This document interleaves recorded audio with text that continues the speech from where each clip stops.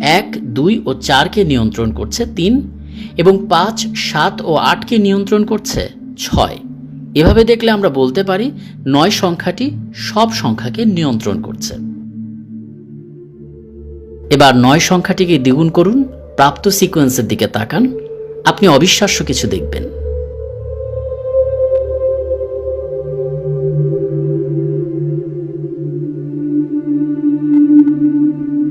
এখন 9 সংখ্যার অর্ধেক করতে করতে সিকোয়েন্স করে দেখা যাক কি পাওয়া যায়।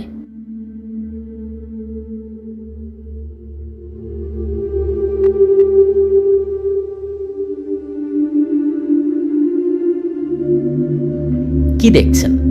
আমরা সব ক্ষেত্রেই পাচ্ছি 9, আর কোনো সংখ্যা এখানে নেই। এমনকি 9-এর আশপাশে সংখ্যাগুলোকে যোগ করলেও আসবে 9। তার মানে এই সংখ্যা স্বাধীন এবং একে কেউ নিয়ন্ত্রণ করছে না। এবার আসুন দেখে নিই 9 সংখ্যাটি কতটা পাওয়ারফুল এবং কিভাবে এটি মহাবিশ্বের সব কিছুকে প্রকাশ করে। শুরুতে একটি বৃত্ত চিন্তা করি। আমরা জানি একটি সম্পূর্ণ বৃত্ত 360 ডিগ্রি কোণ উৎপন্ন করে।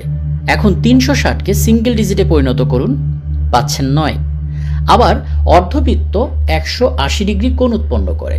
180কে সিঙ্গেল ডিজিটে পরিণত করুন, 9। ছোটবেলায় পড়েছেন নিশ্চয়ই, বৃত্তের 1/4 90 ডিগ্রি। এখন 90কে সিঙ্গেল ডিজিটে আনলে সেখানেও 9। একই প্রক্রিয়ায় 45 ডিগ্রিকেও সিঙ্গেল ডিজিটে আনলে সেটাও হবে 9। এটা কি শুধু বৃত্তের ক্ষেত্রে? না, ত্রিভুজের 3 কোণের সমষ্টি তো 180 ডিগ্রি আমরা জানি। এখানে এই 180কে সিঙ্গেল ডিজিটে আনলে 9 পাবেন। একইভাবে চতুর্ভুজের 4 কোণের সমষ্টি 360 ডিগ্রি, যাকে সিঙ্গেল করলে আসবে 9।